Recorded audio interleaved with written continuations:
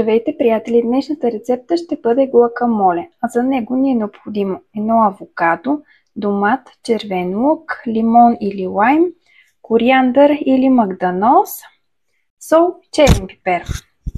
Може да се ползва също люта чушка, сладка чушка или червен пипер лют. Започваме първо с авокадото.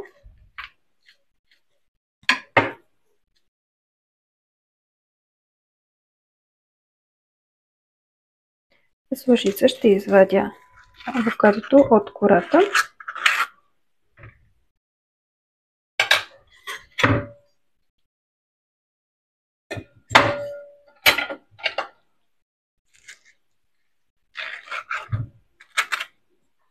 И продължаваме с нарязването на другите продукти.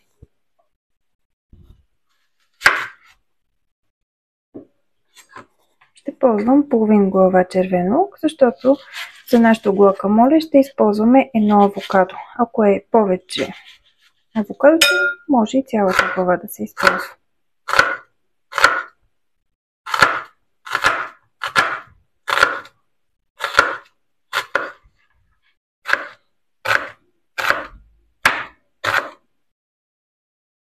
Добавям червения лук към авокадото.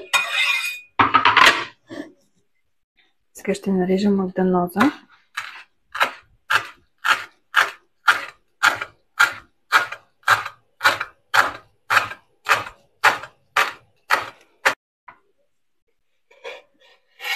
Добавяме и него към останалите продукти.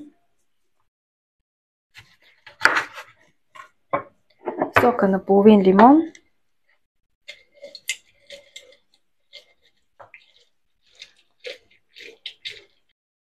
Слагаме лимона преди останалите продукти, за да може да съхрани авокадото зелено, защото то бързо потъмнява. И продължаваме с нарязването на домата.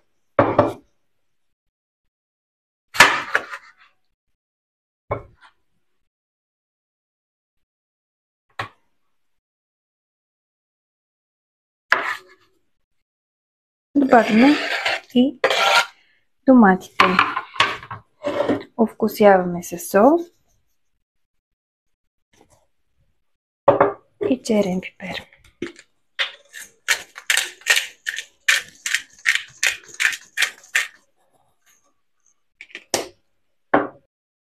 С преса за картофи леко притискаме.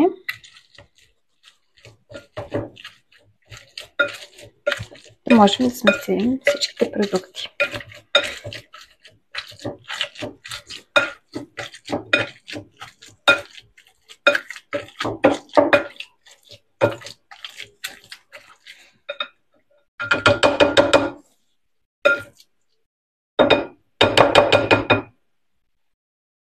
Приятели, това е нашето гуакамоле. Сервираме го с тортила.